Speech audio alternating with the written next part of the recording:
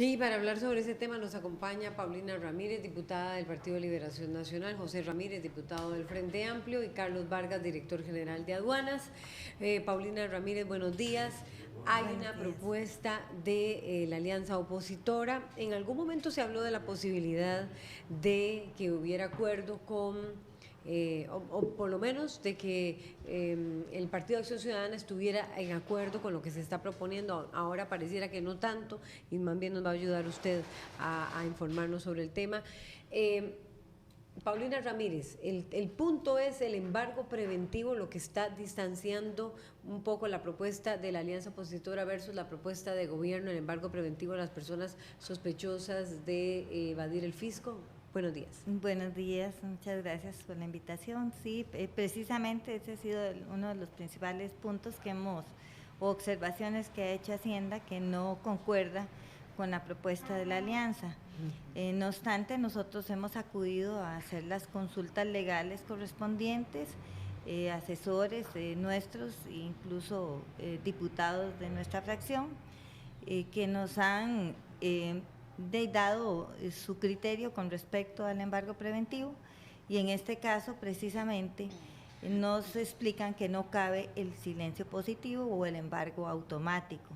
Lo que procede es que sea un juez el que dé la resolución y determine el respectivo embargo. Por lo tanto, nosotros, apegándonos a nuestra legislación y dado que el ordenamiento jurídico establece que debe haber una orden de un juez para cualquier embargo, entonces es importante que esta legislación, por lo menos este proyecto, esté respaldado con nuestra legislación. Además, los ordenamientos jurídicos modernos siempre incluyen, este tipo de legislación incluye la orden de un juez para aplicar un embargo.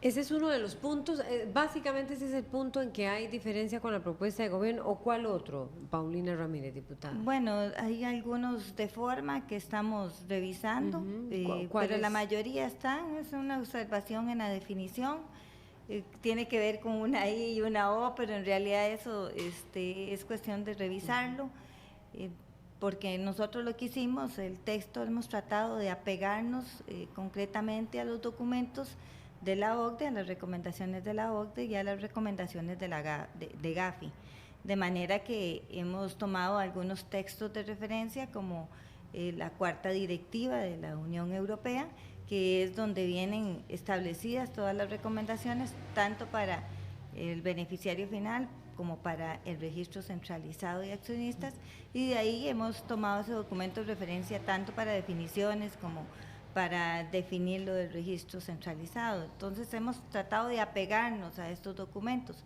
Estaríamos revisando a ver si efectivamente puede haber algún cambio. José Ramírez, diputado del Frente Amplio, ¿cuál es su opinión sobre esta propuesta? ¿Por qué está en desacuerdo en que sea un juez el que realice ese embargo preventivo? Buenos días. Bueno, muy buenos días, pueblo costarricense, compañeros acá de la mesa, y gracias por la invitación. Yo creo que es importante contextualizar al pueblo costarricense cuál es la situación en la que se encuentra el país en este momento.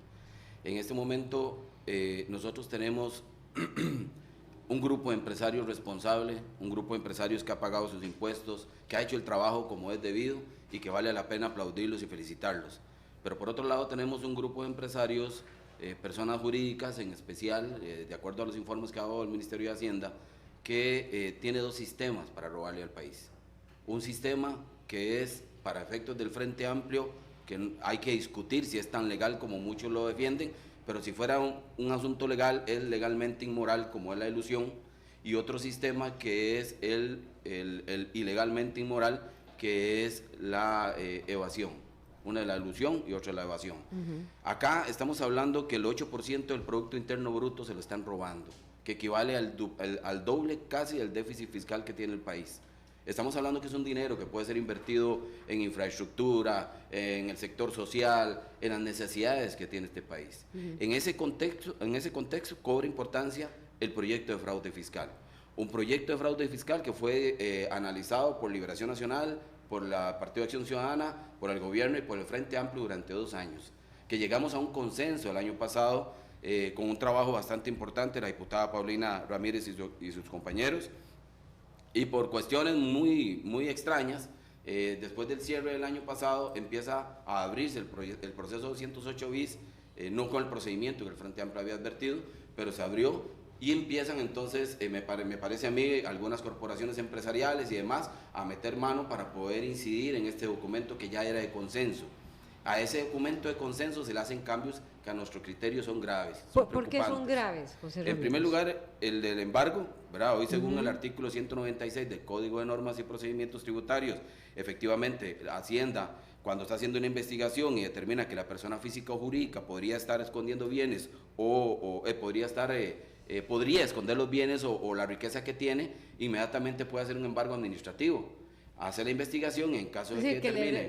le detienen sus cuentas bancarias. Sus cuentas bancarias, sus bienes materiales, etcétera. Casas, correcto, vehículos. que es lo lógico en el momento... Cuando es sospechosa de que esté defraudando. Exactamente. En ese momento, si Hacienda...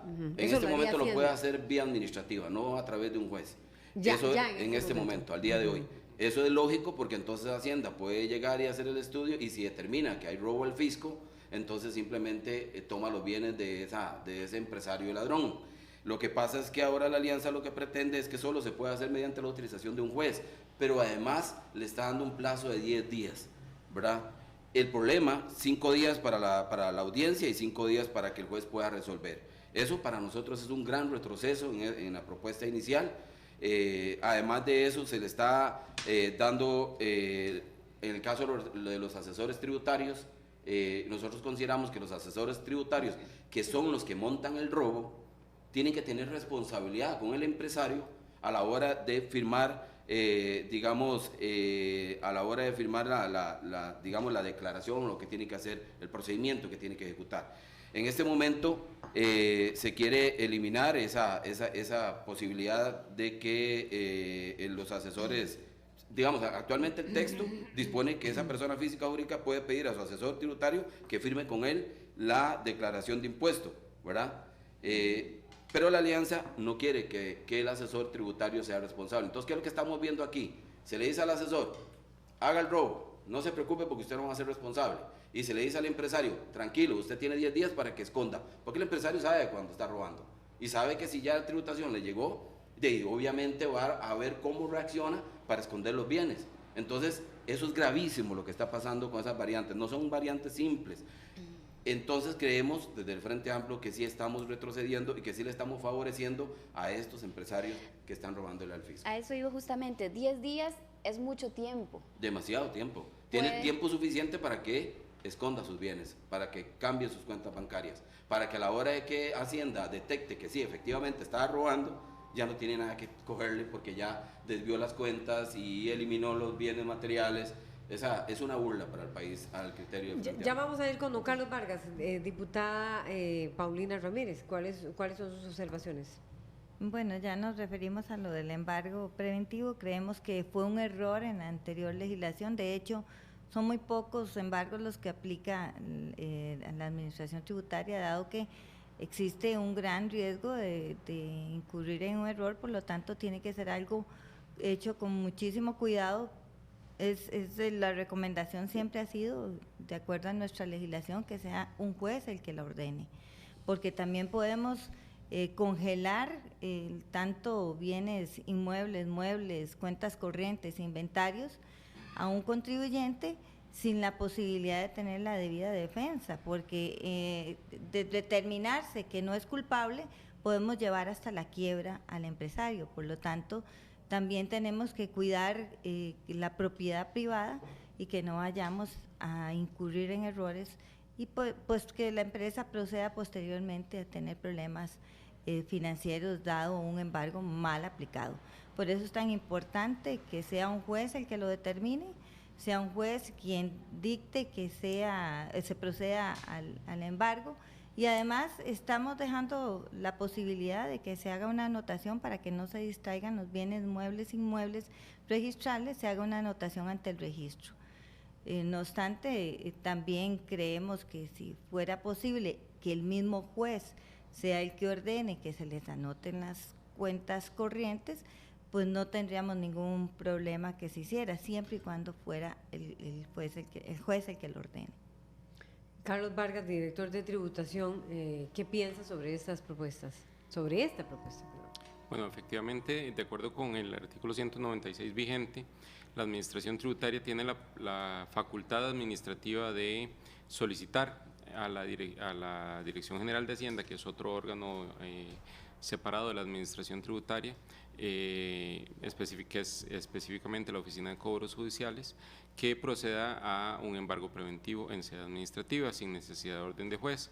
Esto se ha, como lo planteaba doña Paulina hace un momento, se ha realizado en pocas ocasiones, por cuanto la administración ha sido muy cauta, ha sido muy cautelosa en la aplicación de esta medida. Realmente las condiciones para aplicarlas han sido pues bastante gravosas, ¿verdad? Extremas, ¿como cuáles, por ejemplo?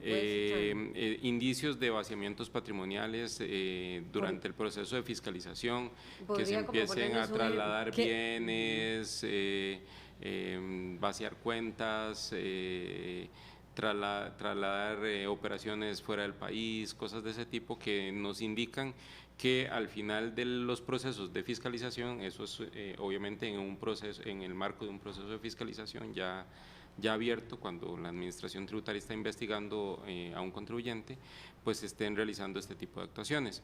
Ahora, el Ministerio, pues en aras de un proceso de diálogo y acercamiento en el marco de este proyecto de lucha contra el fraude, ha tratado de de escuchar las posiciones de las diferentes partes y inicialmente habíamos accedido a modificar la legislación en el sentido de permitir o habilitar la participación de un juez, y lo único que habíamos, eso sí, solicitado es que el juez tuviera un plazo perentorio y que en ese caso, pues si el juez no se pronunciaba en tiempo, pues se diera lo que llamamos en su momento un silencio positivo, obviamente porque si estamos en un contexto donde ya hay indicios claros o bastante fuertes de que hay una posibilidad de vaciar patrimonialmente la situación de la empresa,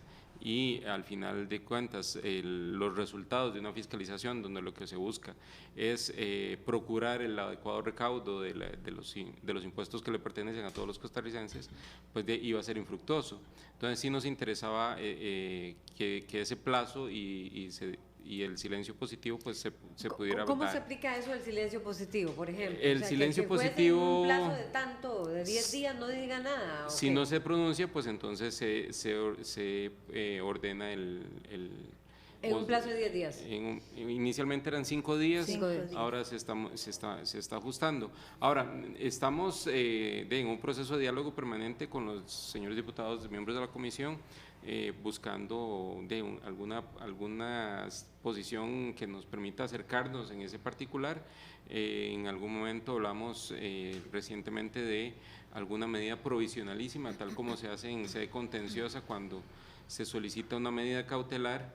El juez de oficio o a petición de parte puede ordenar sin audiencia previa, y hoy lo hacen los jueces contenciosos, que se aplique provisionalísimamente alguna medida en el ínterin, o sea, mientras el juez resuelve. Entonces, ¿una medida como qué? Podría ordenar un embargo provisionalísimo, provisional, ¿verdad? De embargar cuentas o embargar lo que el juez decida, que corresponde en función de la situación que se le está presentando.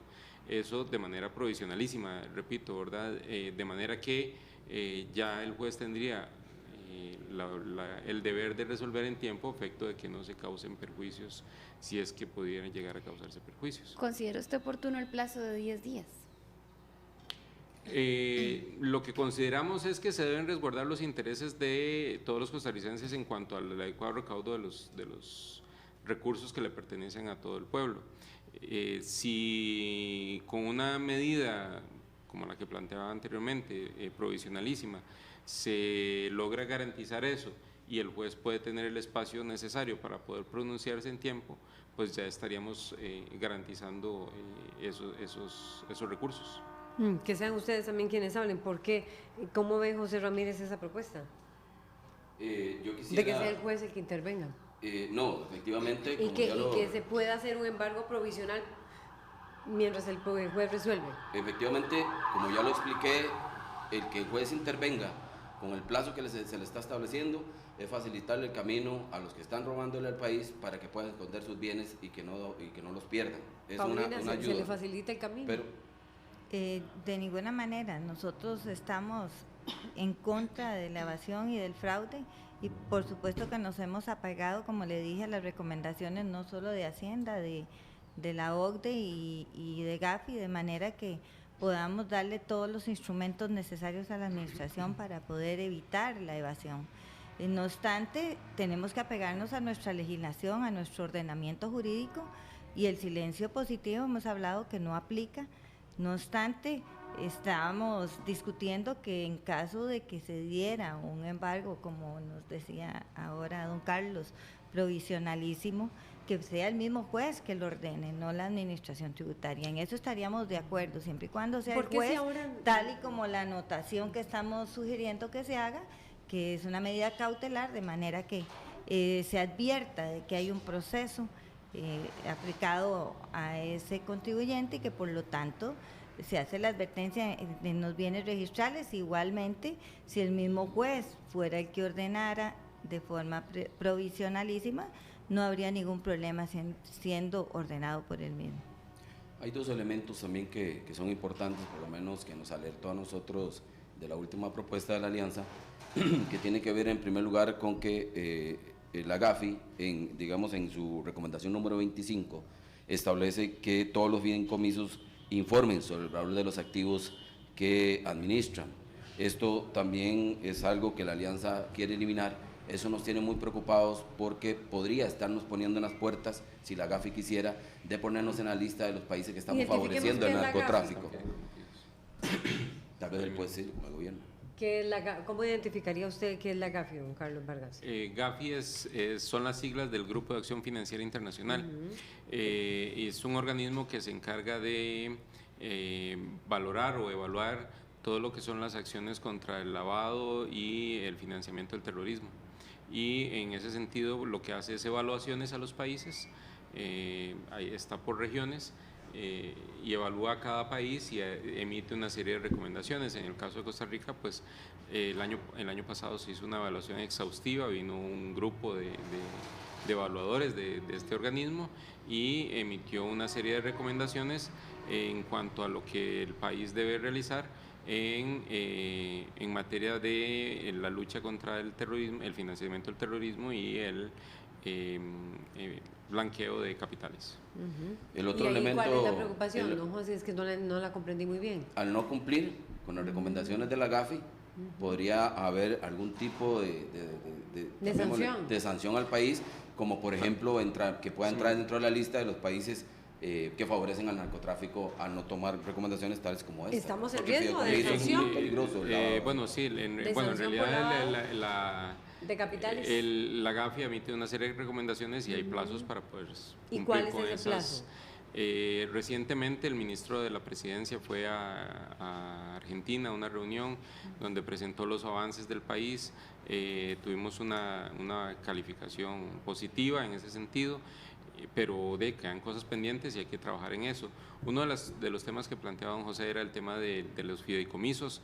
Lo que han visualizado organismos como GAFI o el mismo OECD, que digamos en esto van caminando muy de la mano, es que la utilización de este tipo de instrumentos o mecanismos financieros y la opacidad que se puede generar a través de ellos permite o facilita la realización de estas actividades. Por eso es que no solo solicitan o requieren que se identifique claramente quiénes son los beneficiarios de ese tipo de estructuras financieras, sino también cuáles son los bienes que están involucrados en ese tipo de instrumentos, pues para tener, digamos, una visión clara de cuánto es lo que se está moviendo o financiando por esa Aquí el vía. punto es, si se está lavando capitales, y ya ustedes han generado comentarios, y si se está permitiendo que se continúe con el tema de la defraudación del fisco. La preocupación suya, José Ramírez, diputado del FA, del Frente Amplio, es que con este tipo de acuerdos se está incumpliendo con la GAFI o con otros, precisamente con el del juez, el tema del embargo preventivo? Con estos cambios lo que estamos es facilitándole el robo a los empresarios que están robando en el país, estamos protegiendo a los asesores tributarios que montan el robo, estamos promoviendo el riesgo del país a ponernos en la lista de los que ayudan al narcotráfico al modificar la recomendación 25 de la GAFI, por lo que ya explicó el representante del gobierno, y estaríamos además afectando al inversionista minoritario, que es el último elemento que le iba a dar. ¿Por qué? Hay un inversionista mayoritario con el 80% de las acciones, hay un inversionista minoritario con el 20% de las acciones. El inversionista mayoritario está jugando sucio, está robando. El inversionista minoritario se da cuenta y no le parece. Se va a la junta de directiva en este momento y le dice: yo no estoy de acuerdo con lo que está haciendo el inversionista mayoritario. Si la tributación lo agarra, y como él manifestó que él está en desacuerdo y dio sus pruebas a la junta directiva, él no se vería afectado. En este momento esto lo están eliminando. Entonces, ¿qué es lo que están diciendo al inversionista? Lo están afectando al inversionista minoritario, porque le está diciendo: o entra al juego, o roba conmigo, o se queda callado. Porque si a mí me agarran, a usted le toca pagar una parte de lo que yo tengo que pagar. Eso es lo que están diciendo en otras palabras. Entonces, vean ustedes que el asunto no es tan sencillo en los cambios.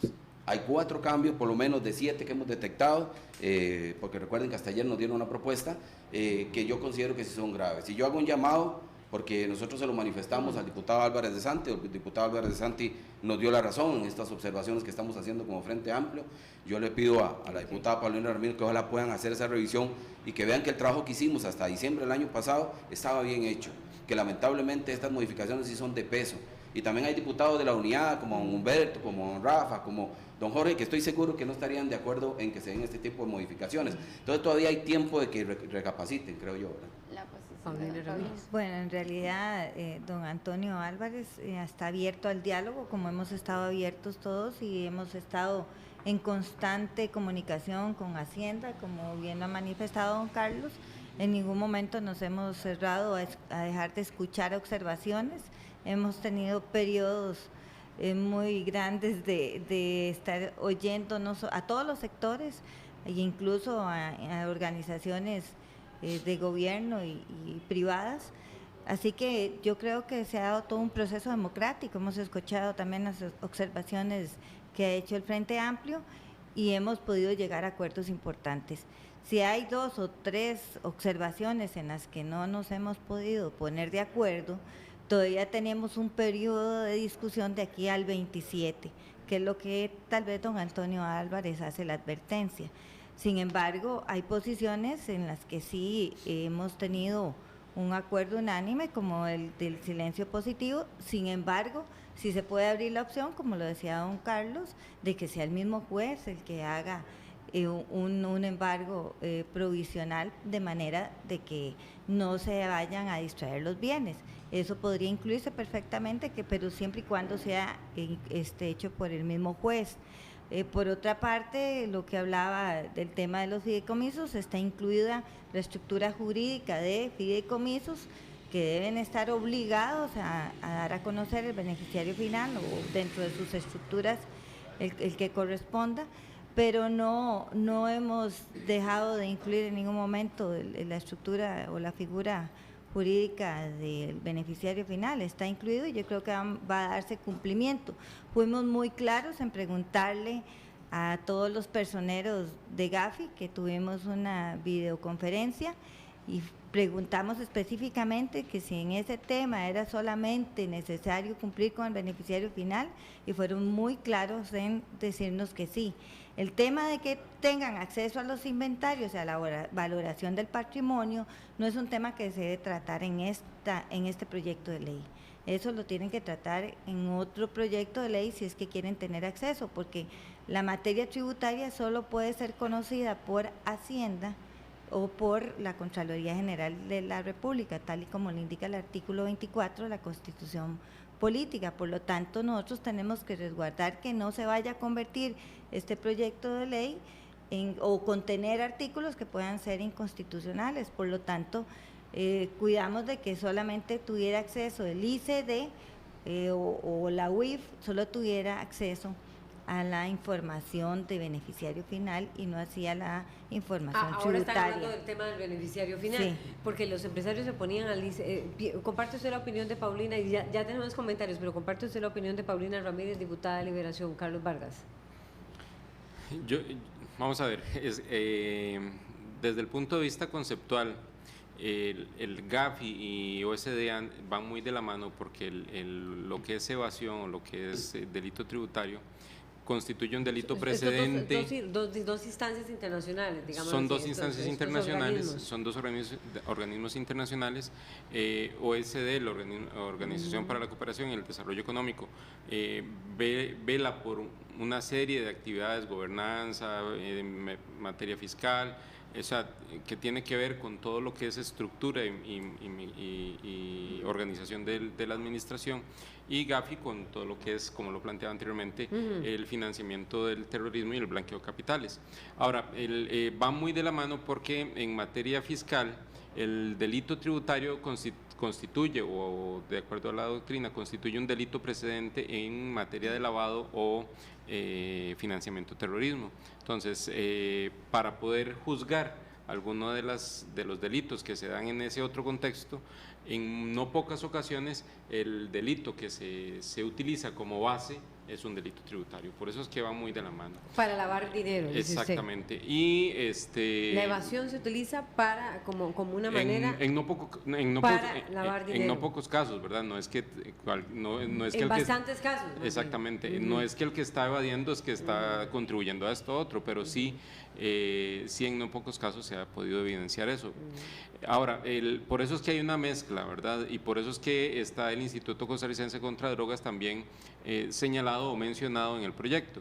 Ahora, las competencias o los accesos que mencionaba doña Paulina se hacen de acuerdo a las competencias de cada organización. Digamos, en el caso de la Dirección General de Tributación, nosotros, de acuerdo a los procedimientos que estarían previéndose en el proyecto, tendríamos acceso a la información previsiblemente pertinente para efectos tributarios. Pero no el ICD. No el ICD. Ustedes están pidiendo que el ICD no tenga acceso, doña Paulina Ramírez. No, al beneficiario final, tal y como lo establece el proyecto de ley, por supuesto que sí, eso está contemplado para dar cumplimiento a las observaciones y recomendaciones de la GAFI, tal y como lo explicaba don Carlos, pero no acceso a la información tributaria, que solamente tendría acceso la Administración Tributaria, el Ministerio de Hacienda, o Contraloría, que en este caso no está incluida, pero sí dentro del proyecto Hacienda tiene el acceso, tiene acceso a beneficiario final, la unidad, a pesar de que existe esa relación entre evasión sí, claro, y legitimación de capitales, ¿qué pensamos? Precisamente por eso está incluido dentro de este proyecto, por ser un tema que ya los mismos tratados internacionales y los convenios que se han firmado anteriormente, tanto de la GAFI como de otros convenios internacionales de transparencia que se han firmado, permiten pues que no, más bien relacionan el tema de lavado con los temas tributarios, con todo lo que es defraudación. Por lo tanto, por eso estamos incluyendo a la ICD dentro de este proyecto. Que sin embargo, el no se le está dando acceso a la información tributaria. Actualmente la ICD, en el marco del narcotráfico, del lavado y demás, ya tiene acceso a esa información. No entendemos por qué no puede seguir teniendo acceso. El marco financiero ya lo tiene. Tres cosas básicas. Actualmente, el ICD tiene acceso al registro de accionistas final. Correcto, o sea, ¿quiénes son los dueños? Para combatir el narcotráfico y el lavado. Entonces, no veo por qué no pueda seguir en la misma línea para lo demás. Pero en todo caso, hay tres cosas para que el panorama quede claro para los costarricenses. En un momento determinado, Liberación Nacional públicamente dijo, nos apegamos a lo que Hacienda dijo, eso del todo no se está cumpliendo ahora, pero están a tiempo de poder corregirlo. Lo segundo que también se dijo fue una negociación de don Antonio, era que estuviera el juez, negoció con el gobierno, pero el gobierno le dijo, bueno, si hay un juez, pero que sea a corto plazo, precisamente para evitar que escondieran su riqueza, ¿verdad? Eso tampoco se está cumpliendo porque se le está dando un plazo de 10 días, y además hay cosas que se pueden seguir discutiendo, por ejemplo, la figura del juez. con medida cautelar es algo que es interesante y que podría así funcionar, porque ahí no permitiría que se muevan el capital en tanto está siendo investigado. Lo cierto del caso es que aquí solo hay dos cartas que tenemos que jugar: o vamos con la carta en beneficio del pueblo costarricense y de los empresarios honestos, o vamos con la carta que beneficia a los que están robando y a los empresarios deshonestos. ¿Y hay comentarios? Sí, tenemos ya comentarios que se han generado en las redes sociales debido a la discusión que se ha mantenido en esta mesa durante la mañana. En pantalla ya tenemos el comentario de Varo, más bien es como una consulta. ¿Han habido embargos preventivos y después han resultado ser errores? Y también tenemos a Rafael Rivas Duca, el PLN dice que un juez debe ordenar el embargo para evitar el riesgo de un perjuicio indebido a la empresa. ¿Qué garantiza que el juez jamás se equivocaría? ¿Por qué el retroceso? Con esa lógica del Partido Liberación Nacional, entonces seguirá la rodadera de impuestos, bien por el diputado del Frente Amplio, no aflojen. Tal vez pues las reacciones de cada uno de ustedes a manera de cierre también, porque tenemos que ir Carlos Vargas, concluyendo. han habido, hay una pregunta de uno de nuestros seguidores. Embargos. Embargos preventivos y después han resultado ser errores. Sí, embargos puede haber en diversas fases de los procedimientos que tiene que realizar la administración tributaria. En este caso específico y concreto, lo que estamos hablando es de un embargo preventivo en el marco de un proceso de fiscalización, es decir, la administración no ha concluido todavía el proceso de fiscalización, pero como lo decía anteriormente, hay evidencias de que puede haber un vaciamiento patrimonial o una distracción de bienes. Desde ese punto de vista, sí ha habido embargos preventivos utilizando la facultad que se tiene en sede administrativa al día de hoy. De acuerdo a estadísticas de la Dirección General de Hacienda, se han realizado 4 embargos preventivos. Sí, porque las medidas o las condiciones que se plantean, y como somos órganos, aun cuando somos del mismo ministerio, somos órganos separados, existe un control interno bastante estricto respecto a las situaciones en las cuales procede o no el embargo. Y de acuerdo a la información que tenemos, pues no ha habido errores al ejecutar ese tipo de medidas. No sé si Paulina Ramírez quiere contestar. El PLN dice que un juez debe ordenar el embargo para evitar el riesgo de un perjuicio indebido a la empresa. ¿Qué garantiza que el juez jamás se equivocaría? ¿Por qué el retroceso? Bueno, si aplica para un juez, aplica también para la administración tributaria. Por esa misma razón, precisamente, debemos de cuidar y proteger que se cumpla con nuestra legislación y de ser muy cautelosos con estas medidas. Por lo tanto, nosotros hemos insistido que sí debe haber la intervención de un juez, en eso nos hemos mantenido. Ya la forma en que pueda evitarse que se distraigan los bienes, ya sean con anotaciones o con una orden de embargo provisionalísimo por parte del juez, no habría ninguna objeción contra eso, pero siempre y cuando esté ordenado por un juez. Por lo tanto, no vemos de qué forma estaríamos favoreciendo a nadie, si más bien estamos dando plazos perentorios a los jueces. En realidad son 5 días para resolver, 5 días para que responda el contribuyente y 5 para resolver el juez. Estaríamos otorgando realmente plazos cortos. Por todos es bien conocido que los casos se resuelven en plazos mucho más extensos.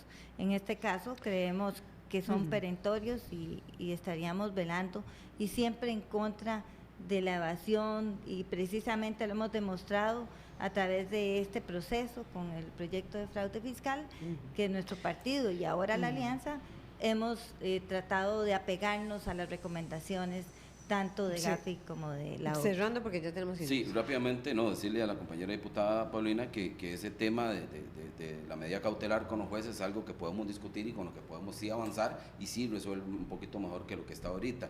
Y nada más un último mensaje que me manda el diputado Javier Cambronero, me dice que la ANO se saca de la manga texto sustitutivo con la tesis de Otto Guevara y dejarían nueva ley sin dientes y con saludo a la bandera, la de fraude fiscal.